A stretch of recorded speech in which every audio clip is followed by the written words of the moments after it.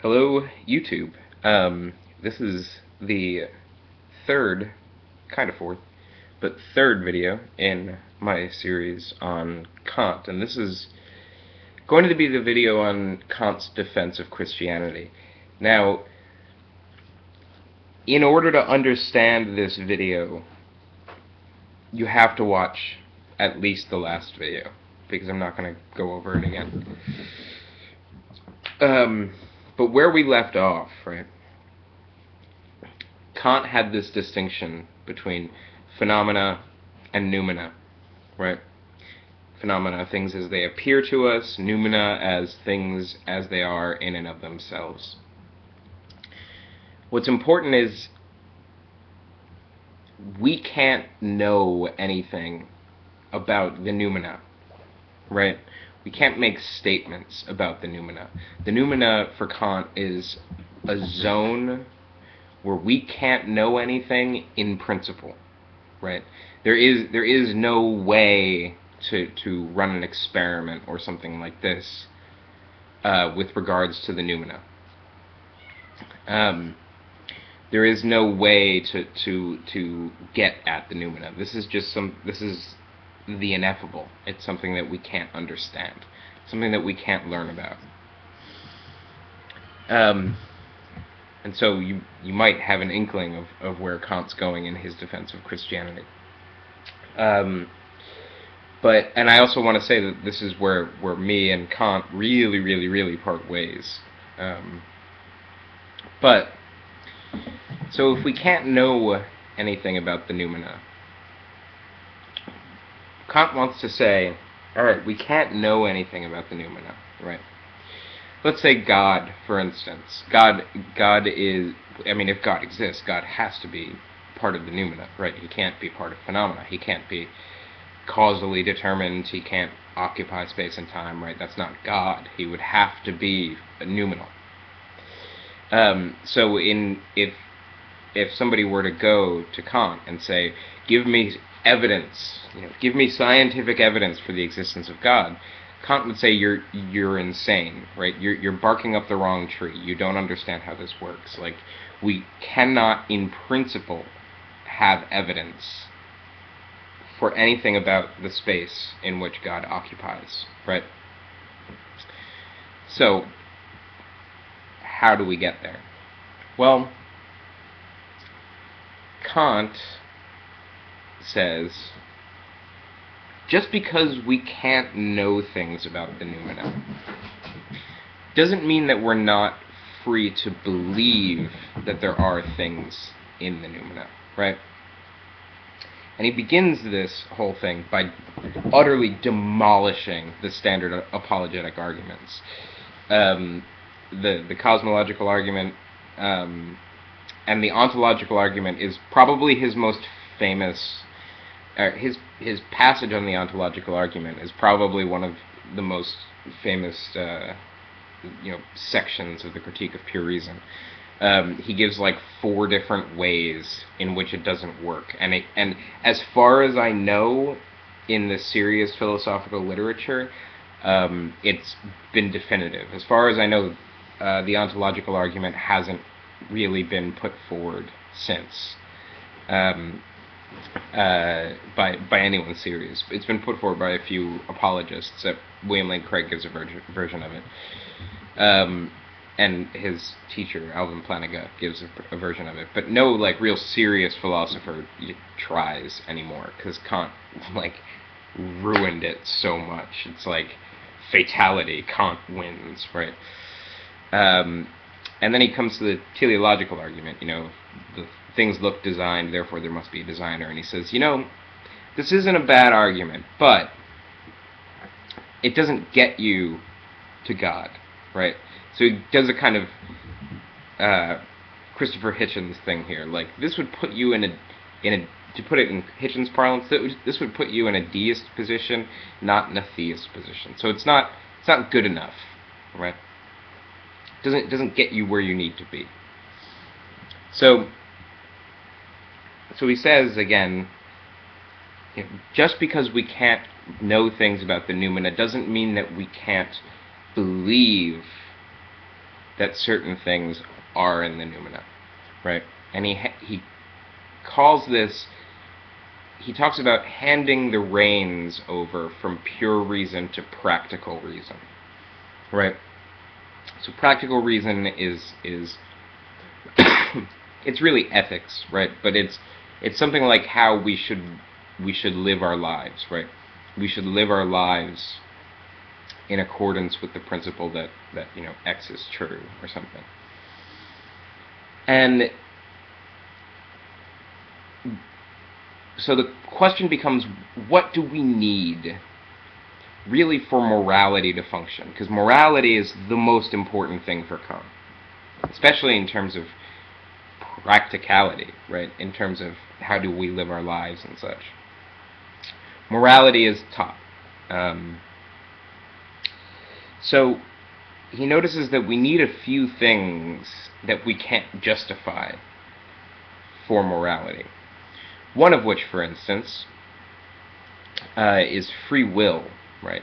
Kant says if we look at the world as phenomena,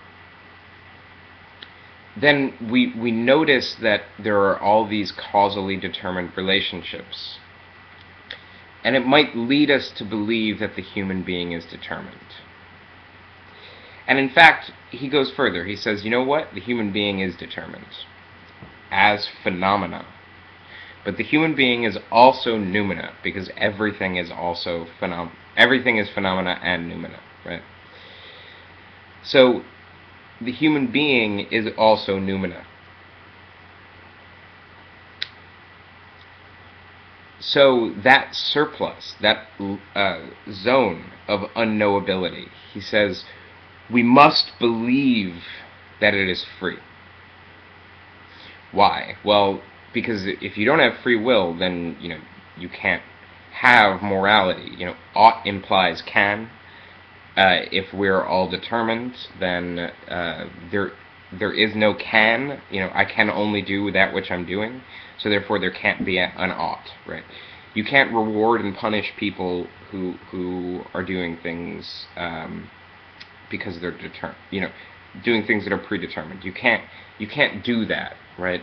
So morality, determinism is a non-starter for morality for Kant. So therefore we need something else. We need to believe that free will exists in the noumena, even though we can never justify it. There's no possible way to give an argument. There's no possible way to give evidence. There's no possible way to do any of that, right?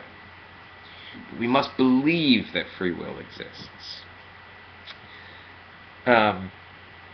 There's another one, right? Which is that our goal basically should be to attain moral perfection. But we can't, right? We're too limited in time to work on ourselves to the point where we can attain moral perfection. We're too fallible. We need more time than what we're allotted, right? Otherwise, the project of morality, the project of working on yourself and perfecting yourself doesn't make sense. So we need more time. So while the human being, as phenomena, and all phenomenal evidence points to the human being dies, and with death, that's the end. That's just the phenomenal aspect of the human being. This is his defense for the immortality of the soul. We must believe in the immortality of the soul in order for morality to function, right? We must believe in it. We must believe that noumenal surplus of the human being, the soul, is immortal and persists after death, so that it can work on itself and continue to perfect itself. Otherwise, morality doesn't work for Kant, right? And then the third one, the big one.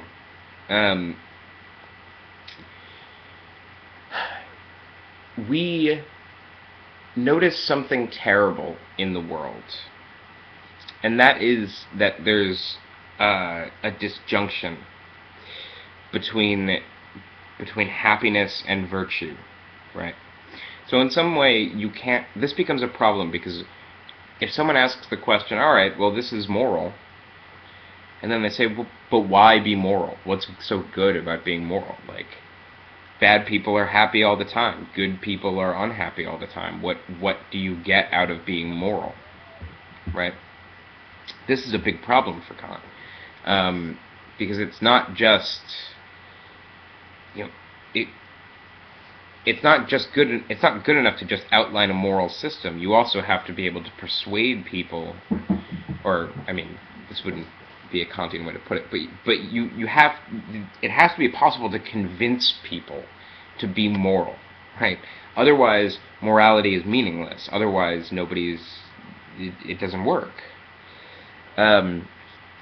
So the disjunction between happiness and virtue is a big problem for morality, at least as far as Kant's concerned. This is why do bad things happen to good people? And he says, well, you know what? In this world, in the phenomenal world, truth and virtue don't line up. But if we believe that there is one who is sufficiently powerful to be able to right all wrongs in the end, to dry all tears in the end, and all of this Christian language. If we believe this, then morality makes sense. And if we don't believe this, morality can't work. Morality is incoherent without this belief, right? So, God, the immortality of the soul, and free will, for Kant, are all things which are indefensible as far as we can defend things. But they're necessary. We have to believe them. So this is Kant's argument. It's not that it's not that God exists because X. It's we must believe in God, right? We must have, in fact, not just God, immortality of the soul, freedom. This is kind of a theology. We must believe in a very rough, bare bones theology in order for morality to be coherent at all, right? This is his version of the moral argument. Which, mind you, I just want to contrast that with William Lane Craig, right? Premise 1, if objective moral values exist, then God exists. Premise 2, objective moral values exist. Conclusion, therefore God exists, right? Think about how unsatisfying that is, as opposed to somebody who's saying, like, I can't prove it to you. There's no way to prove it to you. It's impossible to prove it to you in principle. But I need to convince you that we must live our lives as if it's true. I think that Kant's answer here is much more interesting. I don't think it works, obviously. I'm an atheist. But I think it's much more thoughtful, much more interesting, and it's much more aware of the difficulty that Christianity faces when you put it up against the world. Much more aware of that tension, right? And it resolves that tension by splitting the world into two, and gives, this is Christianity and this is the world, kind of. Maybe I'll do a video on criticizing this position. Maybe I won't. But that's Kant's defense of Christianity. Notice also it's not a proof of Christianity. It's just a defense of Christianity, which I think is really the only intellectual path that Christianity can take viably. I think we all kind of know that. And yeah, I don't think I left anything out. So have a good day.